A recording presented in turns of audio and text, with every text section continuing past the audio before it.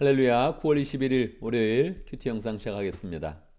오늘 말씀은 창세기 48장 8절에서 22절까지의 내용입니다. 오늘 말씀은 야곱이 이제 임종을 하게 되었을 때 요셉이 자기의 아들들을 데리고 와서 축복을 받는 그런 내용이 기록되어져 있습니다. 이 성경은 이야기 형식으로 진행이 되는 그런 책들이 많이 있죠. 내레이티브 링키지 이렇게 이야기하는데 이야기를 전개하면서 하나님의 계시를 나타내고 있는 것입니다. 그래서 우리가 그 이야기를 잘 보아야 되는 것이죠. 성경은 쓸데없는 그런 이야기를 기록하지 않습니다. 그 이야기 속에 하나님의 그런 계시를 담아서 우리의 그런 삶 가운데 소망해야 될 그런 방향을 명확히 보여주는 것이지요. 최근 저는 아는 사람들이 많이 돌아가셨습니다. 뭐 가까운 그런 사람도 돌아가신 적도 있고, 또 아는 그런 목사님, 또 멀리 있는 그런 또 선교사님 이런 분들 중에도 여러분이 이렇게 돌아가셨습니다. 임종의 소식을 들을 때마다 안타까운 그런 그 마음도 들고, 또 나의 죽음도 한번 생각해 봤습니다. 자연스럽게 그렇게 되겠지요? 여러분, 우리가 죽을 때 어떤 모습이겠습니까? 사람이 죽을 때 보니까 그냥 무력하더라고요. 그냥 뭐 아무런 건 뭐 힘이 없는 것이고 그냥 죽음을 이제 맞이하게 되는 것입니다. 그런 의미에서 오늘 말씀은 굉장히 우리에게 새로운 그런 소망과 비전을 주는 것입니다. 사람이 죽을 때가 되면 기력이 쇠해서 뭐 보이지도 않고 힘도 없고 무엇을 할 수 있는 그런 능력이 없는 것이지요. 근데 야곱은 어떠합니까? 야곱은 마지막으로 임종 때에 자기의 인생의 능력을 걸고 인생의 신앙을 걸고 후손을 축복하는 것입니다. 요셉이 야곱이 임종 때가 되었다는 것을 알고 이제 야곱에게 자기 아들들을 데리고 왔습니다. 이것은 특별한 의미가 있습니다. 원래는 요셉이 지금 총리로 있지 않습니까? 요셉이 총리로 있고 야곱은 아들에게 신세를 지기 위해서 지금 이스라엘에서 이집트로 건너온 그런 때입니다. 그렇다면 모든 고난이 사실은 요셉에게 있는 것이죠. 대부분의 경우는 야곱이 요셉에게 여러 가지 부탁을 했을 것입니다. 내 장례를 이렇게 치러줬으면 좋겠다. 나를 어디에 묻어줬으면 좋겠다. 뭐 이런 식의 그런 부탁을 했겠죠. 아마 형들에 대한 그런 부탁도 할 수 있을 것입니다. 형들을 네가 좀 잘 돌봐줘라. 잘 부탁한다. 뭐 이러고 유언을 했을 거예요. 그런데 오늘 내용이 그렇게 전개되지 않는 것입니다. 요셉에게는 큰 그런 소망이 있었어요. 무엇이냐면 자기가 이집트에 먼저 왔고 또 이집트에 있는 제사장의 딸과 결혼을 해서 자녀를 낳았습니다.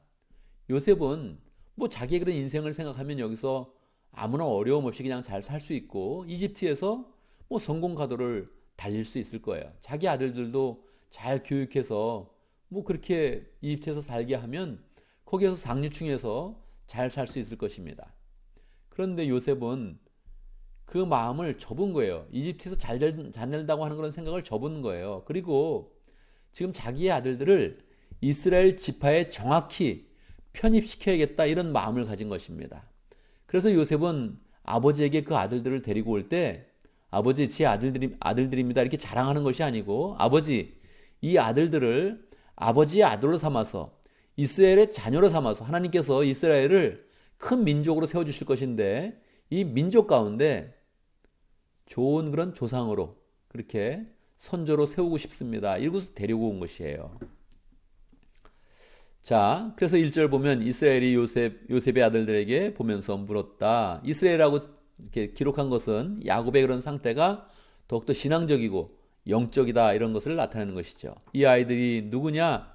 요셉이 자기의 아버지에게 대답하였다. 이 아이들은 여기에서 하나님이 저에게 주신 자식들입니다. 그렇게 이야기를 한 것입니다. 그러니까 그러냐? 아이들 잘 커서 참 감사하다. 그럴 텐데 그렇게 말한 것이 아닙니다. 이스라엘이 말하였다. 아이들을 나에게로 가까이 데리고 오너라. 내가 아이들을 축복하겠다. 이게 진짜 권능 있는 그런 모습이에요. 여러분, 우리가 죽을 때 정말 힘이 없습니다. 힘이 없지만 마지막으로 내 인생을 결산하면서 마지막으로 축복을 하겠다 이렇게 마음 먹으면 우리 인생이 너무 소망스럽죠. 여러분 죽을 때 힘이 없어서 정말 아무 소리도 못하고 끙끙거리다가 사람은 죽는 것입니다. 그런데 우리가 소원해야죠. 하나님, 내 마지막에 하나님이 나를 지켜주신 그 은혜와 사랑 가운데서 내가 후손을 잘 축복하고 공동체를 축복하고 죽기를 원합니다. 이렇게 우리가 마음 가운데 소원을 가지고 꾸준히 기도해야 할 것입니다. 야곱의 상태는 어떠합니까? 10절에 나타납니다. 이스라엘은 나이가 많았으므로 눈이 어두워서 앞을 볼 수 없었다. 야곱이 지금 임종 때가 정말 다가온 거예요. 그러니까 힘이 없는 거예요. 앞이 보이지 않아요. 그냥 어려움부터하게 지금 누구 데리고 왔구나. 그래서 누구냐고 물어본 거고.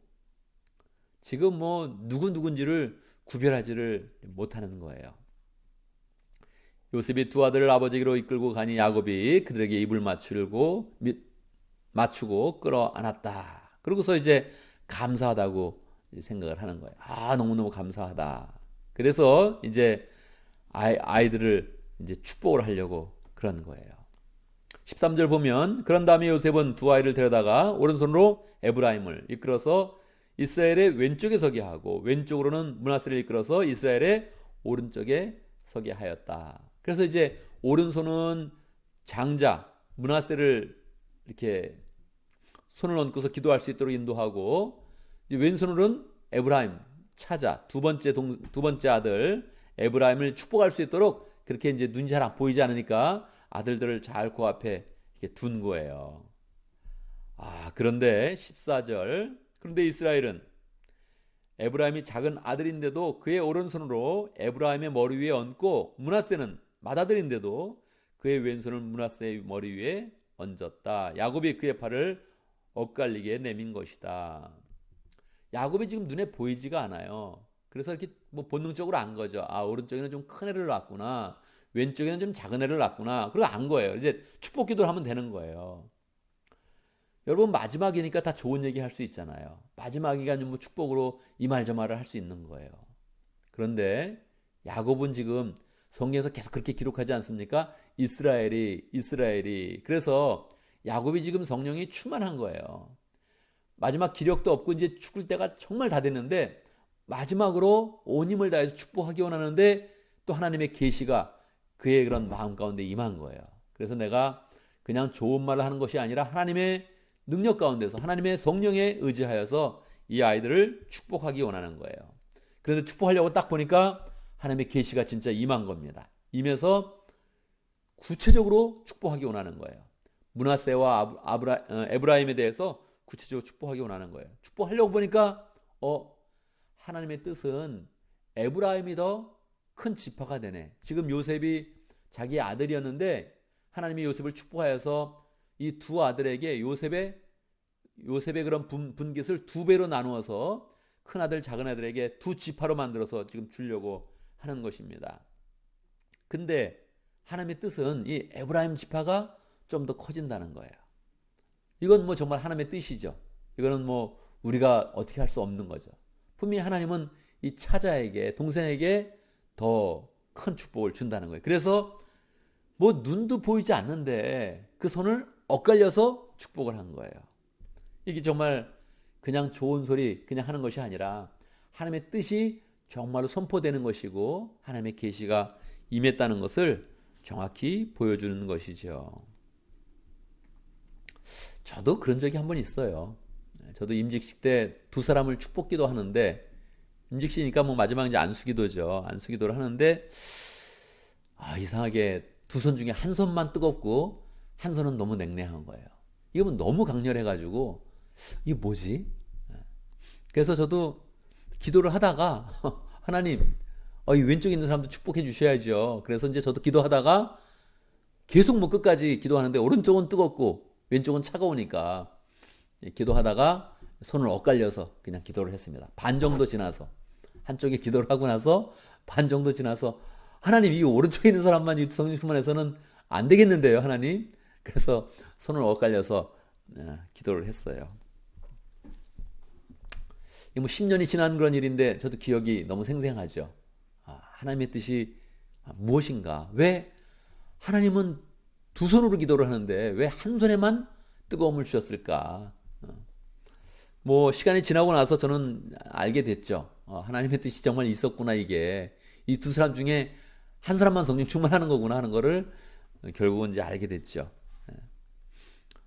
뭐 저도 그래서 이 야곱의 그런 본문, 이 본문을 볼 때마다 기억을 하는 것입니다. 하나님은 가끔 똑같이 축복을 하는데 한쪽에 더 큰 축복을 주기를 원하는구나. 그거는 뭐 참 애매한 거예요. 정말 그건 뭐 그냥 축복인데 하나님이 그냥 주시면 되지 왜 이렇습니까? 그거는 나중에 하나님께 여쭤봐야 되는데 분명히 하나님 뜻이 그렇게 임할 수 있다는 것입니다. 뭐 여기서도 보면 므낫세를 내친다는 것이 아니고 에브라임이 더 커진다는 거예요. 에브라임 지파가 더 커진다는 거예요. 그래서 단순한 축복이 아니라 계시적 축복이었다. 예언적 축복이었다 하는 것을 우리가 분명히 알아야 되는 것이죠. 이 기도를 통해서 이제 에브라임과 므낫세는 이스라엘의 그런 지파가 되고 요셉이 원래 한 지파를 받아야 되는데 두 지파를 받으면서 이제 이스라엘의 그런 지파는 13지파가 되는 것이죠. 13지파는 사실은 그 중에 레위 지파가 나중에 빠지게 되어서 레위 지파가 하나님의 일을 하면서 분기수로는 받지 않고 하나님의 그런 성소와 나중에 성전을 봉사하면서 레위 지파가 분기수로 빠지게 되니까 그대로 12지파가 되는데 이제 에브라임과 므낫세를 통해서 13지파 그렇게 되는 것이죠. 그래서 요셉이 분명히 이야기하죠. 아브라함한테 아버지 왜 첫째 아들을 왼손으로 축복합니까? 오른손으로 축복하라고 제가 이렇게 미리 했는데 왜 그러십니까? 그렇게 이야기하니까 19절에 보면 정확히 야곱이 대답을 해주죠. 그러나 그의 아버지는 거절하면서 대답하였다. 나도 안다. 내 아들아 나도 안다. 므낫세가 한 결례를 이루고 크게 되겠지만 한 족속을 이루고 크게 되겠지만 그 아우가 형보다 더 크게 되고 아우의 자손에게서 여러 결례가 갈라져 나올 것이다. 그래서 나중에 보면 에브라임이 북이스라엘의 10지파의 그런 대표적인 그런 지파가 되는 것이죠. 미리 하나님께서 그 모든 일들을 다 알았다는 것이에요. 21절 이스라엘 요셉에게 말하였다. 나는 곧 죽는다. 그러나 하나님이 너희와 함께 계시고 너희를 조상의 땅으로 돌아가게 하실 것이다. 그리고 내 형제들 외에 군림할 너에게는 세겜을 더 준다. 그래서 이제 요셉의 지파를 더 축복한다 하는 그런 내용이 나오죠. 요셉은 지금 이집트에서 총리로 있습니다. 이 총리라는 게 뭐 그냥 총리가 아니고 완전히 세계를 통치할 수 있는 그 정도의 권한을 가진 그런 총리예요. 그런데 요셉이 야곱을 잘해주는 것이 아니라 야곱이 요셉을 축복하고 요셉의 아이들을 축복하고 그리고 요셉에게도 이야기해 주는 겁니다. 너희 자손들이 여기서 그냥 살 것이 아니다. 요셉 너희 자손도 내가 데리고 가겠다. 하나님의 뜻 가운데서 다 이제 가나안 땅으로 다시 돌아갈 것이고 거기서 하나님의 큰 축복을 누릴 것이다. 이렇게 이야기하는 것입니다. 오늘의 말씀을 정리해 보면 야곱이 임종을 맞아서 요셉이 두 아들을 데리고 나온 것입니다. 그런데 요셉의 아들들은 므낫세와 에브라임이었는데 하나님께서는 에브라임과 므낫세로 바꿔주시고 축복을 하셨다는 것입니다. 세 번째, 마지막으로 하나님의 그런 축복이 그냥 축복으로 그냥 잘 되길 바란다 이런 축복이 아니라 계시적인 축복, 예언적인 그런 축복으로 이렇게 나타났다는 거예요. 그래서 우리는 정말 우리의 그런 임종을 생각하면서 야곱과 같이 하나님과 신실하게 살아가다가 마지막에도 힘이 없어서 끙끙대다가 그냥 너무 괴로워하다 죽는 것이 아니고 하나님에게 축복을 선포하고 죽는 그런 멋진 그런 인생이 될 수 있도록 미리 젊었을 때 아직 임종이 한참 남았을 때 또 하나님께 소원하면서 기도하는 그런 사람이 되어야겠습니다. 오늘도 말씀 가운데 우리는 기도 제목을 붙잡습니다. 우리가 하나님을 믿고 일생을 열심히 살아가다가 마지막에 자녀와 공동체를 잘 축복하고 죽는 사람이 될 수 있도록 이건 정말 어려운 것입니다. 왜냐하면 대부분 늙으면 뭐 아파서 죽거든요. 뭐 끙끙대다가 힘이 없어서 죽는 것입니다. 그냥 죽는다는 것이 정말 유약하게 인간의 모습을 나타내면서 죽는 것이죠. 그래서 정말 우리의 그런 그 마음 가운데 소원해야 됩니다. 마지막으로 공동체 식구들이 다 있는 그런 가운데서 마지막 임종을 맞이하면서 마지막 한마디를 더해서 하나님 이름으로 쫙 축복하고 죽으면 얼마나 멋있습니까? 정말 우리 인생 가운데 소원할 그런 그 모습입니다. 우리가 미리 잘 기도하면서 이런 모습이 우리의 인생 가운데 나타나고 우리 공체 모든 식구들이 다 서로서로 축복하면서 임종을 맞이하도록 그렇게 기도하면 좋겠습니다. 오늘도 러시아 목장을 위해서 기도하겠습니다. 목장을 위해서 기도하는데 러시아 목장의 준목자님 폴 알라드 목부님 위해서 기도하고 또 러시아에서 선교하고 있는 장태호 선교사님 기억하면서 기도하겠습니다. 교회를 위해서 기도하는데 오늘은 세례자를 위해서 기도합니다. 우리 교회에 세례자가 계속 생겨날 수 있도록. 세례자라는 것은 계속 주님을 영접해서 영적으로 태어나는 것이니까 아이가 태어나는 것입니다. 한 가정에 아이가 계속 없으면 어떻게 됩니까? 뭐 그 가정이 아주 심하게 말하면 멸문지화를 당하는 것이죠. 없어지는 겁니다, 가정이. 그래서 아이가 태어나는 게 너무 중요하죠. 중요한데 우리 영적으로는 세례자가 잘 태어나야 됩니다. 세례자가 없으면 어떻게 됩니까? 그 공동체도 그냥 없어지는 것이죠. 그래서 정말 또 우리에게 생명과 같이 중요한 그런 부분인데 늘 우리가 영혼 구원하여 제사 삼는 그런 공동체가 되어지고 특별히 구체적으로 세례자가 잘 생겨날 수 있도록 기도하겠습니다. 제가 기도하고 함께 기도하는 시간 갖도록 하겠습니다. 기도합니다. 사랑과 은혜가 풍성하신 아버지 하나님, 주님께서 우리의 인생을 축복하여 주시고 마지막 때까지 임종 때에도 축복하시는 모습을 우리에게 보여주시니 감사합니다. 야곱과 같이 그 인생을 믿음으로 잘 살다가 하나님 마지막 임종 때에도 하나님의 권능을 가지고 하나님의 축복을 가지고 자녀들에게 축복의 말을 할 수 있는 그런 귀한 인생 될 수 있도록 역사하여 주시옵소서. 정말 이것이 바로 영웅의 모습이고 이것이 바로 믿음의 용사의 모습인데 하나님 아버지 이러한 모습들을 미리 우리가 소망하고 기대하고 있다가 하나님의 축복을 잘 받아서 마지막 때에도 하나님 정말 힘없이 아무런 그런 에너지도 없이 그냥 기로하다 죽는 것이 아니라 하나님의 소원으로 가득 차고 하나님의 권능으로 가득 차서 하나님 아버지 마지막까지 자녀들과 공동체를 축복하며 사는 그런 복된 인생 될 수 있도록 인도하여 주시옵소서.